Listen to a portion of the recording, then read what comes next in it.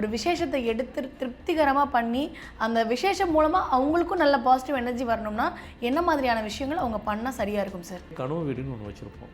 அது எல்லோரும் கட்டிட்டாங்களா, எல்லோரும் முடிஞ்சிருச்சா அப்படின்னாக்கா, முடிஞ்சுதான் முடிக்கலன்றதை விட முடிகிற ஸ்டேஜில் அதாவது முடிச்சுட்டாங்க கிரக பிரசம் பண்ணும்போது திருஷ்டிக்குள்ளே மாட்டிடக்கூடாது.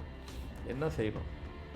செலவோட செலவாக வீட்டு செலவு பண்ணுறதோட இதையும் சேர்த்துக்குங்க. என்ன கிஃப்ட் பாக்கெட்டில் எதை கொடுங்க, அதோட இதையும் சேர்த்து கொடுங்க. என்ன மூங்கிலே ஒரு வீடு மாதிரி செய்யணும்.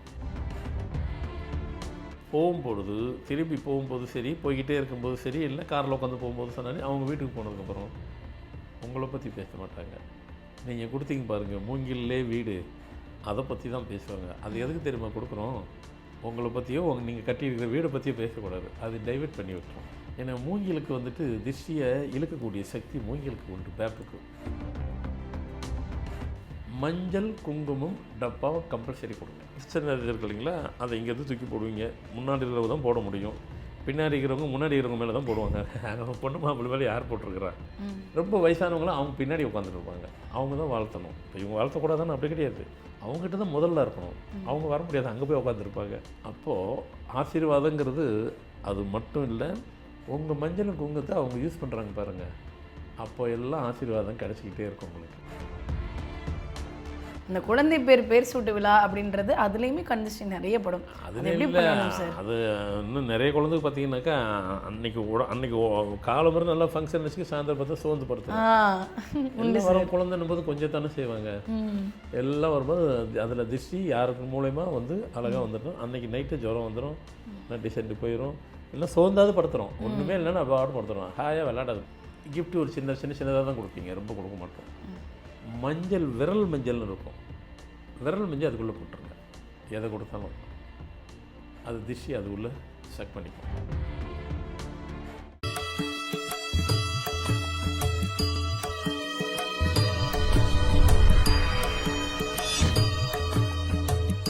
ஃபார்மேட் நியூமராலஜி நேயர்களுக்கு நர்மதாவின் அன்பான வணக்கம்.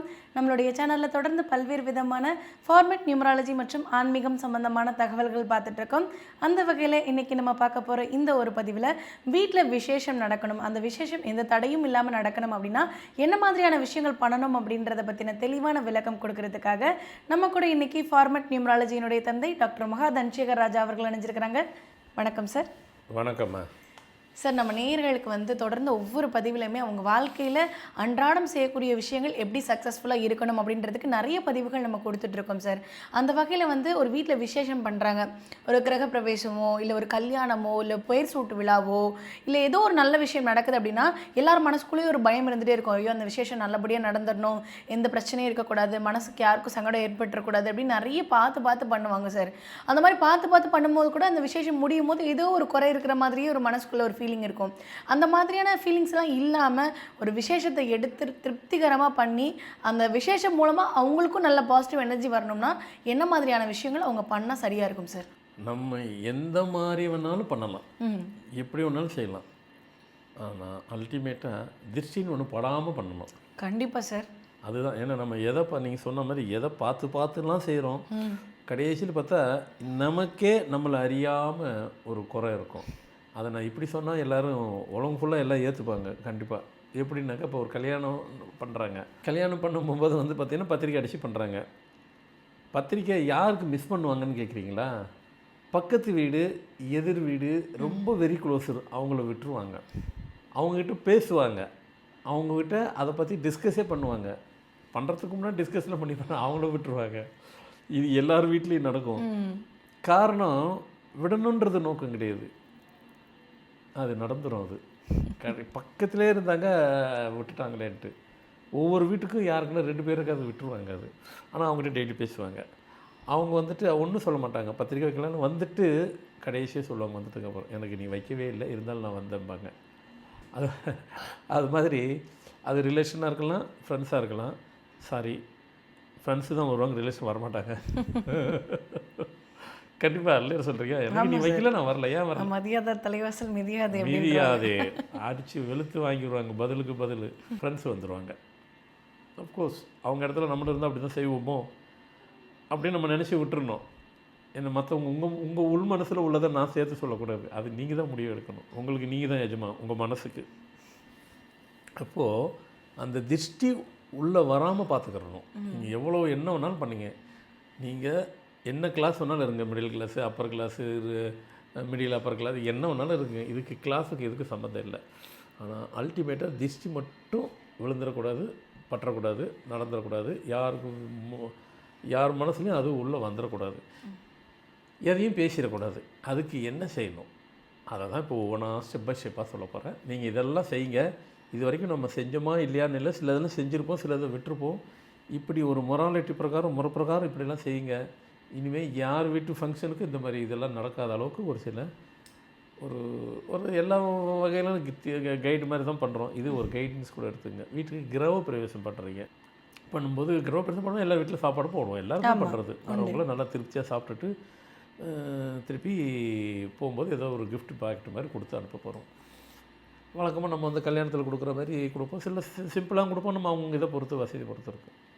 நீங்கள் எதை வேணாலும் கொடுங்க, ஆனால் நான் சொல்கிறத கொடுங்க. ஏன்னா நம்ம வீடு கட்ட போகும்போது அவங்கவுங்க வீடில் வந்துட்டு பல வீடு இருக்குது. என்னங்க பல வீடு?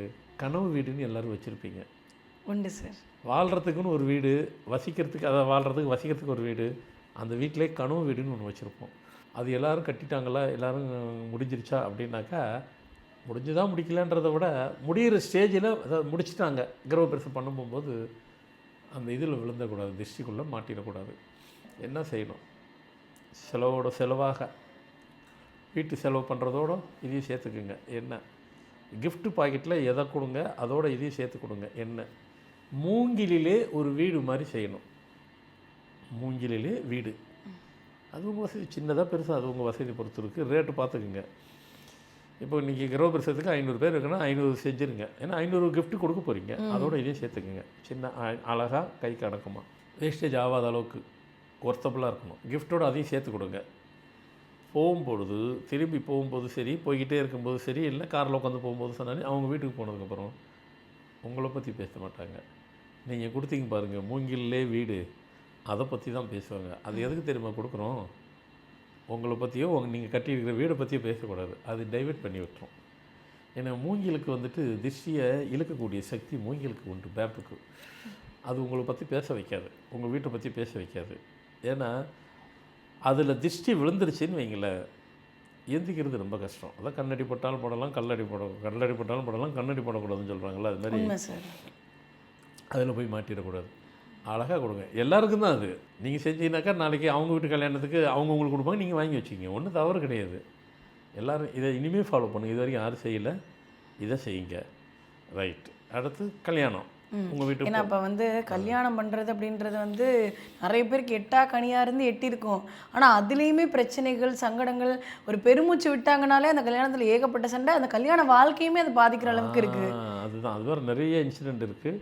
இதெல்லாம் செய்யுங்க. நம்ம அல்டிமேட்டாக சாப்பாடு போட போகிறோம். எந்த கல்யாணம் பண்ணாலும் யார் கல்யாணம் பண்ணாலும் சாப்பாடு கண்டிப்பாக போட போகிறோம். ஆமாம். அந்த சாப்பாடு போட போகும்போது அந்த சாப்பாடில் என்ன பண்ணுறீங்க? முன்ன செஞ்சோம், அப்புறம் விட்டுட்டோம். நம்ம சாப்பிடும்போது இலையில் வந்து அந்த வாழை இலையில் வந்துட்டு உப்பு வைப்போம். ஆமாம். இப்போ வைக்கிறது இல்லை. இப்போது உப்பு வைங்க. எப்படி வைக்கிறீங்க அப்படின்னாக்கா, அப்படியே இலை மேலே வைக்காதீங்க. ஒரு ஜிப்பாக்ட் மாதிரி அதில் வந்துட்டு உப்பு போட்டுங்க, சால்ட்டு போட்டு கவர் பண்ணி மேலே வச்சுருங்க. அந்த உப்பு பொதுவாக எல்லாத்துக்கும் எதுக்குங்கிறது எல்லாத்துக்கும் தெரியும். நான் ஒன்றும் அதுக்கு ஒரு விளக்கம் கொடுக்க தேவையில்லை. உப்பு எதுக்கு வைக்கிறது அப்படிங்கிறது அதுதான். அதை நம்ம மறந்துட்டோம். அதை மறந்ததுனால தான் வாழ்க்கையில் நிறைய விஷயங்களை நம்ம மறந்துடுறோம். அது நம்மளை விட்டு விலகிடுது. அதனால் உப்பு ஒரு ஜிப்பாக்கெட் மாதிரி இருக்கும் பிளாஸ்டிக்கில், அதுக்குள்ளே போட்டு அப்படியே வச்சுட்டு சாப்பாட்டுக்கு மேலே அதோட ஒரு கவராக அப்படியே வச்சுட்டு போங்க. 1 2 உப்பு பாக்கெட்டை பற்றியே பேசுவாங்க, சாப்பாட்டை பற்றி பேச மாட்டாங்க, வேறு எதுவும் சொல்ல மாட்டாங்க. அதுக்கு தான் அதில் வைக்க சொன்னது. 2 சாப்பிட்டு முடிஞ்சவனும் கிஃப்ட்டு கொடுக்க போகிறோம். கிஃப்ட்டுக்குள்ளே சில பேர் வசதி இருந்தால் தேங்காய் கொடுப்பாங்க, என்னென்னமோ கொடுக்குறாங்க. இப்போ என்னென்னமோ செய்கிறாங்க, என்னென்னமோ கொடுக்குறாங்க. எல்லாம் எதானாலும் கொடுங்க.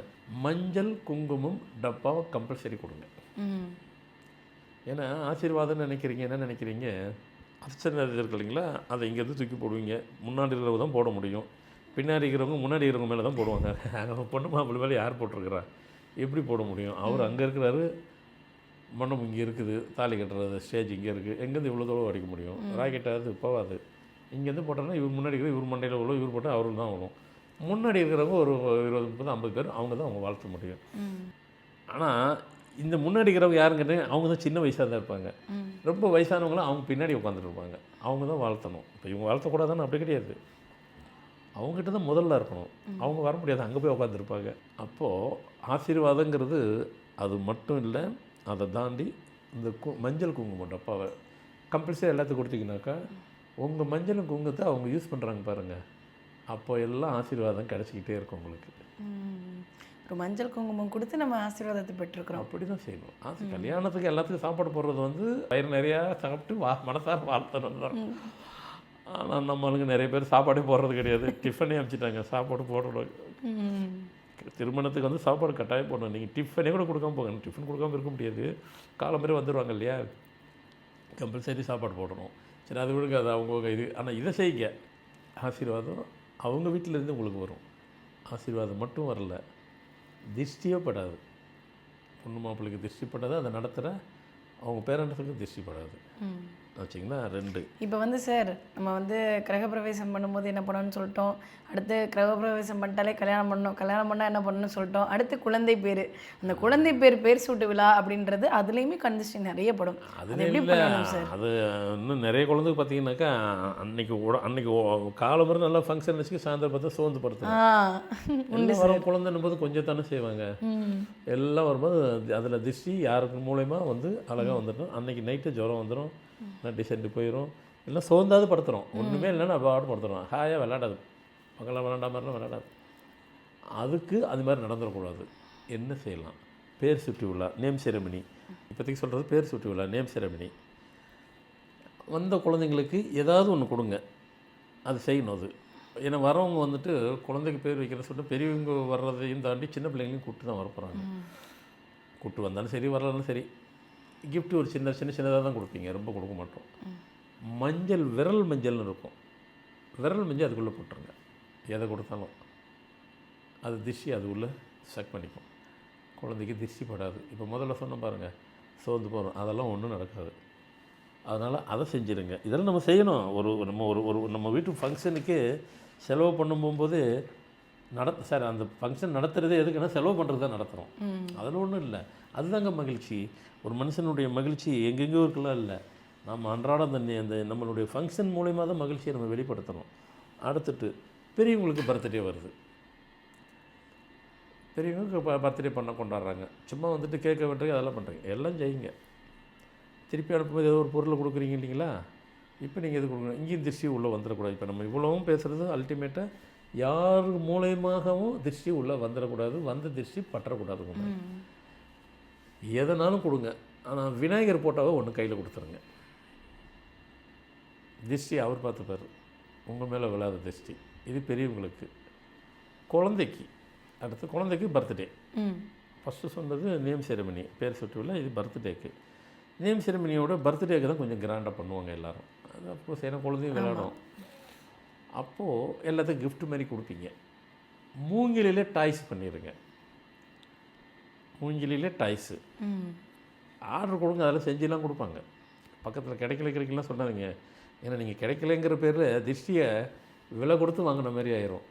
இப்போ மூங்கில் வாட்டர் பாட்டில் எல்லாமே கூட கிடைக்கும், எல்லாம் வந்துருச்சு. காசு கொடுத்தா எல்லாம் கிடைக்கும். நாம் மெனக்கிடணும், வேறு ஒன்றும் இல்லை. மூங்கில் டாய்ஸ் மாதிரி வர குழந்தைங்களுக்கு அழகாக கையில் கொடுத்துருங்க.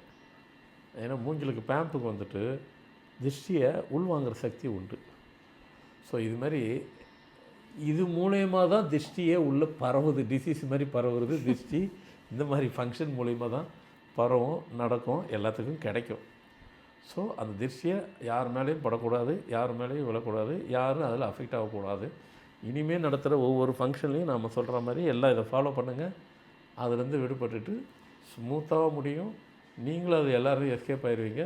ஃபங்க்ஷனும் சிறப்பாகவும் நடக்கும். அந்த ஃபங்க்ஷன் வந்து வெறும் ஃபங்க்ஷனை பற்றி தான் பேசுவாங்க, வேறு எக்ஸ்ட்ரா டாபிக்லாம் பொதுவாக வரும். ஆனால் இந்த மாதிரிலாம் பண்ணும்போது வராது. ஏன்னா பொருள் ஏற்கனவே கையில் வச்சுருக்கீங்க, கொடுத்தா தான் நடக்கும் அப்படின்னு நினைக்காதீங்க. பொருள் அங்கே வந்துருச்சுனாலும் இதெல்லாம் நடக்காது. சூப்பராக முடியும். இனிமேல் இதை எல்லோரும் ஃபாலோ பண்ணுவீங்கன்னு நான் நம்புகிறேன். கண்டிப்பாக செய்வீங்க. கண்டிப்பாக சார். ஏன்னா வந்து ஒரு ஃபங்க்ஷன் ஆரம்பித்து அது நல்ல விதமாக முடிஞ்சு அந்த மெமரிஸ் வந்து நல்ல மெமரிஸாக நிற்கணும் அப்படின்றது நிறைய பேருடைய ஆசையாக இருக்கும். அந்த ஆசையை நிறைவேற்றுற மாதிரியான ஒரு விஷயத்தை நீங்கள் சொல்லியிருக்கீங்க. கண்டிப்பாக பார்த்துட்டு இருக்கக்கூடிய நேயர்களுக்கு இது ரொம்ப யூஸ்ஃபுல்லாக இருக்கும் நம்புகிறோம். ரொம்ப நன்றி சார். வணக்கம்மா.